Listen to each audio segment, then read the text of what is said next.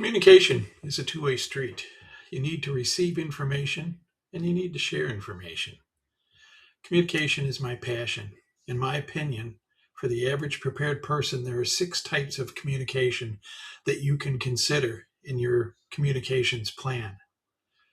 The first thing you have to do is you have to have receiving communication. This is having an emergency AM, FM, shortwave radio, maybe a portable TV. This is the minimum for everyone. And you just remember the rule of twos. If you have one, you need to get another one in case one of them breaks in an emergency. Knowing what's going on in your community is critical in an emergency. Your internet, cell phones, and cable may not be working when you need to prepare. And so you need to get ready now. Every household should have a battery operated emergency radio that receives AM, FM weather, and hopefully some shortwave bands. This is an example of a minimum setup. Here is a basic emergency radio that starts around $35. The better model is about $100. And this one is much better because it includes shortwave. And shortwave, basically ham radio, is where you'll find a lot of information. You might also want to consider getting a portable TV, a 12-volt battery-operated TV, and maybe one with a DVD player so that not only can you get information over the airways, because remember, your cable may not be working, but you also may have something to entertain people in your family during this emergency. Now, the following communication types are designed to provide you with two-way communication. These are basically you listening to others and trying to figure out what's going on in the world when your typical communication medium may not be working. Now, I'm going to go from the simplest form of two-way communications to the more complex. And the first of those is CB radio. This is a CB radio. This is a basic two-way communication device that will keep you and your family and friends connected if you have them. The benefits of the CB are they're very easy to use. There's 40 channels. You turn them on, you press a button to talk, and they're relatively inexpensive. This particular radio is about $50. You can buy a mobile radio starting for around $90. No license required. Easy. It's a good choice for someone if you want a basic way to communicate. The disadvantages of CB are their low power. They're only about 5 watts, which limits your range, and there's no privacy. Range on one of these is probably under a mile. I know they say more, but in the real world, these are line of sight communication, which means they have to go through buildings, they have to go through trees, hills, cars, everything. They don't get very far. Now, if you have a better antenna on a mobile unit, you might get up to 20 miles, but that's very unusual. So CB, first two-way communication system that you might use. The second is the family radio system, the FRS. This is a bit of an upgrade from CB with better audio quality, doesn't require a license either, and it has some privacy features. Its range, though, is about similar to CB. Both CB and FRS may advertise mileage claims that seem like they're amazing, 20, 30, 40 miles, but that's in perfect conditions. That's basically you on top of one mountain talking to someone on top of another mountain. The only thing between you is air. That's when you're going to get 25 or 30 miles, but the average person is not going to get very far. These handheld radio sets, you can buy a set of them and you might get 2 to 4 for maybe 55, 60 bucks. Mobile FRS radios, which have a little bit more range, can cost around $100, but they're usually 2 watts or less, and they don't have removable antennas. And without a removable antenna, you can't really improve your range. That leads us to the next classification of two-way communication, which is one of the best solutions, I think, is the General Mobile Radio Service, or GMRS. This is an example of a GMRS radio. This is made by Baofeng, and you're going to hear Baofeng a lot. They have a lot of different radios, but this is their GMRS version. These have more power. And you can also take the antenna off, which allows you to put on a longer antenna, which will give you more range. And that's important. Now, this does require a license, but it's basically a license, no test. You pay a fee, I think it's $50, and it's good for like 7 or 10 years, and it's good for your whole family. So you don't have to take tests. You don't have to know a lot of what you're doing with a GMRS. A lot of Jeeps and off-roads people and campers like to use these because they have more power, 5 watts, 8 watts. And if you get the mobile units, you can get those up to like 30 watts. And they're really, I think, excellent radios. They're FM signals, which means they're much clearer than CB. They're similar to FRS. In fact, most GMRS radios will also be able to communicate with the FRS. So this is a good upgrade from FRS. Inexpensive radios, like I said, start around $25 or so, and the 5-watt units are usually more in the range of around $100 to $200, but they can have 20 or 30 watts, which will really give you a much better range. They will also give you better privacy features. And the mobile radios, when you put a really good antenna on them, that's going to really give you better range. It'll help it work better if you're going to put it in a car or a Jeep or an ATV. The other benefit of a GMRS is they can use what are called repeaters. Repeaters are little, and consider it range boosters that other radio operators put up at their own expense. And basically, this signal bounces off that, it repeats the signal and sends it out. And that can really extend the range of one of these things to 20, 30, 40 miles. But the problem is, in an emergency, repeaters may not be working, so don't count on them.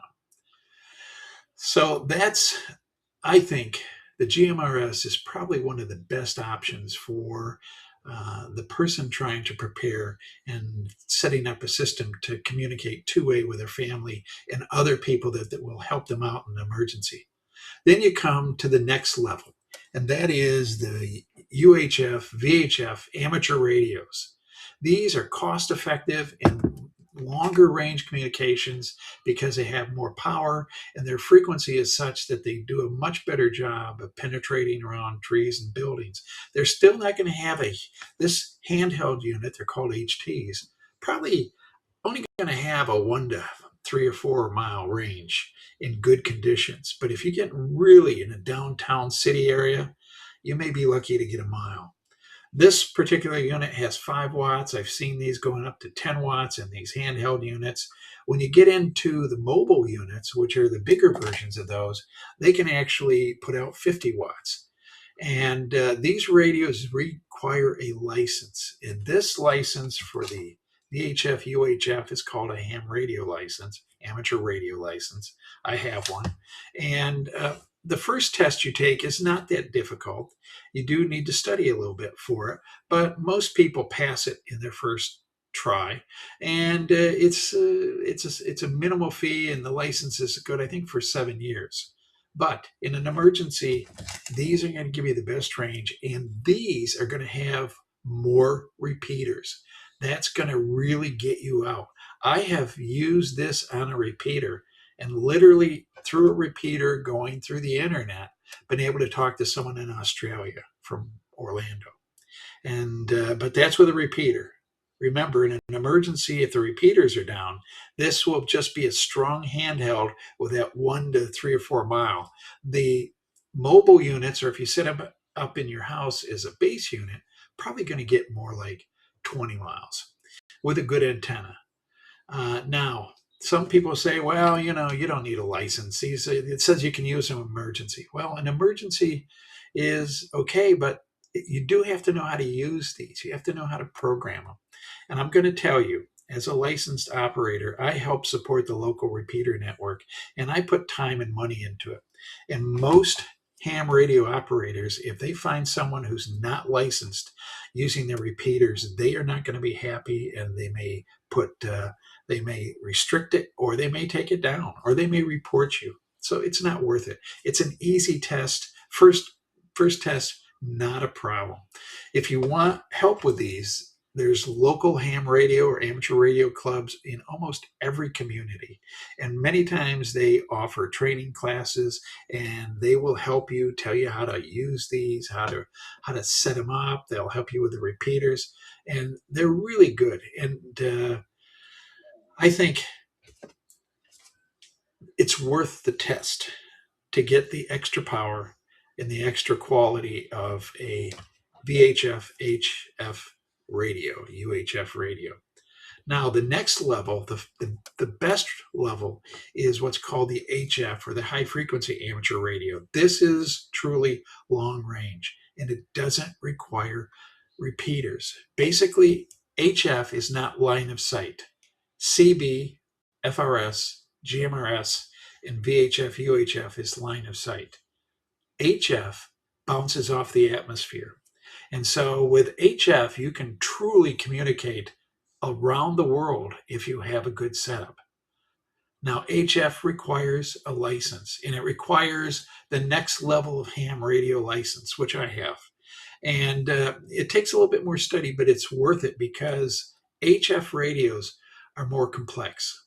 And the way you communicate with HF radios is much different than on a CB, where you call, "Hey, good buddy, can you hear me?" If you do that on an HF, nobody's going to talk to you, and you're not going to have much help trying to use that. HF radio operators frown on non-licensed operators and may report you. But I will tell you, in an emergency, you can use HF if you know how to operate it. The problem with HF is it's usually not good for local communications because the radio signals go up, bounce off the atmosphere, come down. That's not good for local communications. That's why VHF, UHF is definitely important. It's a combination between VHF, UHF, and HF. I have the equipment that in an emergency I can talk. If the repeaters are down, I can talk to people in Texas, in New York, in Europe, in Asia, in South America, and it's a lot of fun. Now, HF radios are a lot more expensive. Cheap ones start at around $500. The unit I have is more like $1,400. Then you start getting into power supplies and amplifiers and other things that take time to learn and to figure out your station. And so I would recommend that if you are going to do HF, that you really begin now, because it takes time. And by the way, in the rule of twos, I have 2 different HF systems. I have my home base unit, and then I have a mobile HF that I can carry with me in the car, and I use it as my secondary. Now, you need to start your communications journey now. And it also starts with a family communication plan, where you work with your family to say, in an emergency, what radios are we going to use? What channels are we going to tune to? What will we do when the repeaters go down? And then you want to start small, probably with a GMRS, and start practicing, maybe an FRS if you don't want to do the license thing. I understand. And just practice and get used to it. Get your family used to talking on the radio, so they know how to press the button, talk, and then release and wait a second. Because sometimes people if you don't know how to use radios, the communication is not very good. So good luck getting started. And remember to store batteries and electronics outside the units if you're going to store them for an extended period of time. If you have any questions, feel free to ask me. Be prepared, and please like and subscribe and get your family communication plan going. I look forward to our next video, where we're going to talk about go bags. Be prepared, Florida. Thank you.